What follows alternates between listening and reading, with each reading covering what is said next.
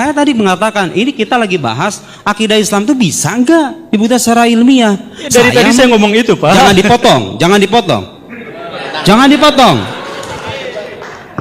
Kita bukan netizen, mohon maaf. Kita lagi belajar di akademisi gitu loh. Tolong kita jaga adab intelektual ya. Assalamualaikum warahmatullahi wabarakatuh. Pada kesempatan yang sangat berbahagia ini kita akan menyimak sebuah video di mana dalam video tersebut Ustadz Muhammad Nuruddin memberi kuliah gratis untuk guru gembul. Guru gembul dirujak habis-habisan oleh Ustadz Muhammad Nuruddin. Guru gembul tidak berdaya sama sekali. Langsung saja kita simak videonya.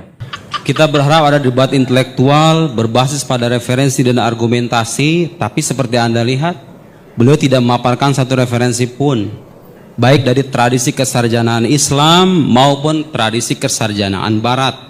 Saya belum memaparkan semuanya, hadirin. Jadi saya agak kecewa ketika beliau menyebutkan itu kan dasarnya teologi. Loh, saya ini baca buku filsafat, sekolah jurusan filsafat 9 tahun. Mohon maaf Pak Guru Gembul, jangan sembarangan mentang-mentang bahasa Arab terus teologi begitu. Enggak.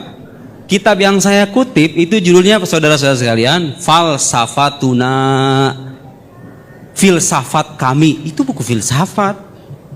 Beliau bicara panjang lebar tentang kita harus memerhatikan yang lebih penting, tentang bicara ekonomi, politik.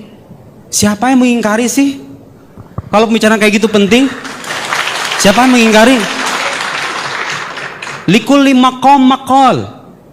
Setiap makom itu ya ada perkataan yang pas. Kita lagi debat masalah ini, yang gak usah bicara panjang lebar kemana-mana gitu loh. Itulah pentingnya belajar ilmu debat, saudara-saudara sekalian. Biar Anda tahu bagaimana caranya memposisikan mahal niza. Ini namanya mu'allil, ini namanya sa'il, ini klaim, ini bantahan atas klaim. Beliau tidak mengklaim sama sekali apa yang saya paparkan tadi. Hanya bicara panjang lebar ke sana kemari, tidak tanpa menyinggung jantung persoalannya. Saya tadi mengatakan, ini kita lagi bahas akidah Islam itu bisa nggak dibuktikan secara ilmiah. Dari tadi saya ngomong itu, Pak. Jangan dipotong, jangan dipotong. Jangan dipotong. Kita bukan netizen, mohon maaf. Kita lagi belajar di akademisi gitu loh. Tolong kita jaga adab intelektual ya. Nanti ada Bapak sendiri, ada bagiannya. Kemudian beliau bicara tentang Al-Ghazali. Al-Ghazali katanya bertobat dari ilmu kalam. Pak, coba baca langsung bukunya. Perlu nggak saya bacain Al-Munki Minad Dolal? Kasih saya satu ungkapan Al-Ghazali mengingkari keabsahan ilmu kalam secara metode keilmuan. Al-Ghazali imamul mutakallimin. Al-Ghazali imamnya para teolog gitu loh. Nah, lihat sini. Ya, beliau bicara nggak pakai referensi kan? Saya bicara referensi. Beliau tadi mengatakan zat Allah itu tidak bisa diketahui. Pak, dari dulu para teolog udah mengatakan begitu. Jangankan para teolog, Nabi pun nggak tahu hakikat Allah itu. Dan itu tidak mengenai keagungan Nabi loh ya. Kenapa? Karena kalau hakikat Allah itu diketahui, Allah terbatas dong kalau begitu. Jadi semua teolog sepakat hakikat Allah itu tidak diketahui. Tapi itu tidak berarti menghalangi kita untuk memahami dan mengenal Allah melalui sifatnya, berdasarkan metode rasional yang kita pahami dan wahyu yang terpercaya. Oke, beliau nggak pakai referensi kan? Saya pakai referensi. Dari mana itu ungkapan? Oke, ini namanya kajian ilmiah kayak begini nih. Referensinya jelas gitu loh. Beliau dari mana referensinya? Saya juga nggak paham. Oke, lihat nih Al-Amidi mengatakan, jadi zat Allah itu memang iya hakikatnya nggak bisa diketahui, nggak usah panjang lebar mengatakan begitu.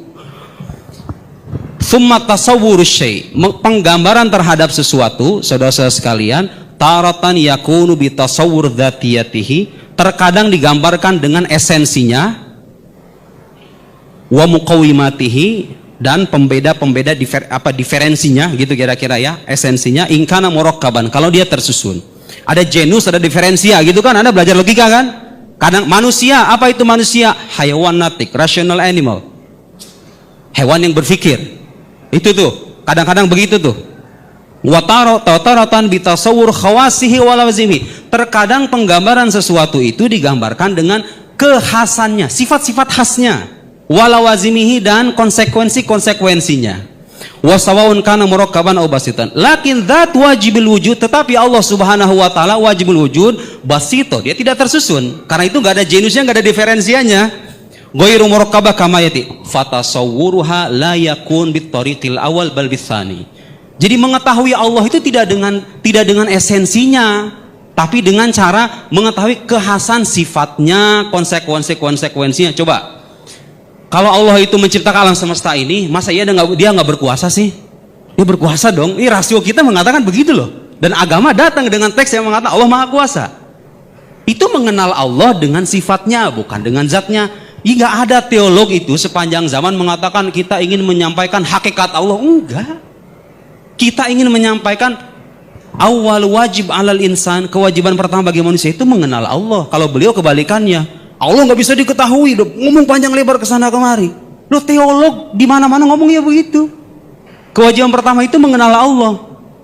Pak, betul kemajuan saintifik itu penting, tapi kita kan akan mati loh. Kita ketemu Tuhan loh. Anda kalau nggak percaya Tuhan sejak di dunia, amal Anda bisa sia-sia loh. Jangan abaikan juga pentingnya akidah itu. Anda harus punya pemahaman yang benar tentang Tuhan itu. Makanya kita berdebat nih, Tuhan tuh ada apa enggak gitu loh. Kalau dia ada, bukti ilmiahnya apa? Itu pertanyaan rasional. Bagaimana Anda meyakinkan orang atas bahwa Tuhan ada, kalau Anda tidak bisa membuktikan, tidak punya metode ilmiah yang bisa diuji bersama-sama. Bisa diuji loh bersama-sama, metode rasional itu. Dan beliau tidak memaparkan kritik sama sekali, gitu ya. Nah, sekarang saya ingin ungkapan Al-Ghazali yang beliau katakan, katanya bertobat dari ilmu kalam. Al-Ghazali itu bukan bertobat dari ilmu kalam, Pak. Beliau dalam pengalaman spiritualnya sampai pada kesimpulan bahwa keimanan para sufi itu level keimanan tertinggi gitu loh. Nggak menafikan bahwa para teolog itu punya manhaj yang sahih. Nanti saya bacakan mungkin minat kalau saya punya waktu. Dibaca referensi aslinya gitu loh, jangan buku terjemahan. Langsung Pak, saya bacakan referensi aslinya nih. Mungkin minat dolal ya. Summa ini ibtada'tu bi ilmil kalam fahassaltuhu wa aqaltuhu wa tala'tu kutubal mutahaqqiqina minhum wa sannaftu fihi. Dia mengarang Al-Ghazali. Ma aradtu an usannifa fa sadaqtuhu ilman wafiyan bi maqsudihi. Ayo artinya apa itu Bang Gumbul? Tidak hafal. Iya, makanya jangan bicara akidah kalau belum baca referensinya. Gitu dong, ilmiahnya begitu dong. Di mana-mana kajian ilmiah itu harus baca dulu baru menghukumi. Bukan ngomong dulu data belakangan, kebalik. Kita baca dulu referensinya gitu loh. Jadi beliau mengatakan ilmu kalam itu bisa memenuhi tujuannya, yaitu apa? Hifdz aqidati ahli sunnah, menjaga akidah ahli sunnah. Dan memang itu tujuan kita kok. Kita tidak sedang mengajak Anda untuk memahami hakikat Tuhan. Kita mengajak Anda untuk mengenal Tuhan berdasarkan ala hasab qadr taqwa basyari, ala hasab taqwa basyariah, berdasarkan kemampuan manusia dan referensi-referensi yang bertanggung jawab kesahihannya. Beliau tadi juga, saya menyayangkan ini. Coba yang teliti gitu, ketika presentator menyampaikan contoh itu diteliti contohnya seperti apa. Saya itu memberikan contoh Pak Gumbul tadi punya istri 4 itu. Jadi gini loh, dalam akidah itu ada sesuatu yang tidak ada secara indrawi, ada sesuatu yang mustahil ada secara akal gitu loh. Saya mengatakan, andaikan nih Pak Guru Gumbul punya istri 1 sekarang, andaikan. Terus saya mengatakan, Guru Gumbul memiliki istri 4. Kan sekarang istrinya 1. Itu nggak ada kan, fakta itu nggak ada kan di alam indrawi, tapi itu mungkin secara akal gitu loh. Itu beda tuh ungkapan itu dengan ungkapan Guru Gumbul hidup sekaligus tidak hidup. Yang satu saya katakan ini tidak ada secara indrawi tapi mungkin secara akli, secara akal. Yang satu lagi yang mengatakan Guru Gumbul hidup tidak hidup itu mustahil secara rasional. Gitu loh. Contoh saya itu boleh memsimplifikasi gitu kan. Nah, maksud saya mencontohkan itu apa? Metode indrawi itu tidak akan bisa memastikan kemustahilan 2 proposisi itu. Tidak akan bisa membedakan 2 macam proposisi semacam itu. Yang mungkin secara akal tapi tidak ada secara indrawi dengan mustahil secara akal, tidak akan pernah ada gitu loh. Gitu ya. Jadi pertanyaan saya dan mohon dijawab sama Pak Gembul. Intinya itu, Anda mengakui nggak pengetahuan rasional sebagai pengetahuan ilmiah? Kalau Anda mengakui, dan pastinya mengakui karena ketika dia mengatakan pengetahuan rasional misalnya tidak ilmiah, Anda harus menggunakan rasio loh untuk membuktikan itu. Anda harus menggunakan pengetahuan rasional loh untuk sampai pada kesimpulan pengetahuan rasional tidak ilmiah. Mau tidak mau kan akan dipaksa pada akhirnya. Kalau Anda mengakui pengetahuan rasional sebagai pengetahuan ilmiah dan akidah Islam itu punya dasar-dasar rasional, ya berarti kalau begitu ilmiah dong dasar-dasar keyakinan kita itu, gitu ya. Jadi mohon maaf, kita jangan digeret ke pembahasan-pembahasan yang sifatnya sampingan dan tidak terkait dengan tema utama. Saya kutip lagi buku filsafat ya. 1 menit. Baik, 1 menit. Nih, saya harus membaca buku teologi lagi. Saya kutip sarjana barat. Beliau kan tadi bicara panjang lebar kemana-mana bahwa ngapain kita bicara Tuhan? Tuhan tuh haram didekati loh. Teologi itu selama berabad-abad bikin karangan kita beribuan jilid itu ngapain itu? Mereka tahu Allah laisa kamitslihi syai', Allah tidak ada yang setara dengannya. Tapi itu tidak menghalangi kita untuk memahami dan mengetahui mengenal Allah berdasarkan petunjuk hukum-hukum rasional bersifat pasti dan wahyu yang terpercaya. Terpercaya loh ya, bukan hanya diklaim sebagai wahyu. Lihat, John Lennox punya buku namanya God's Undertaker. Saya bacakan teksnya.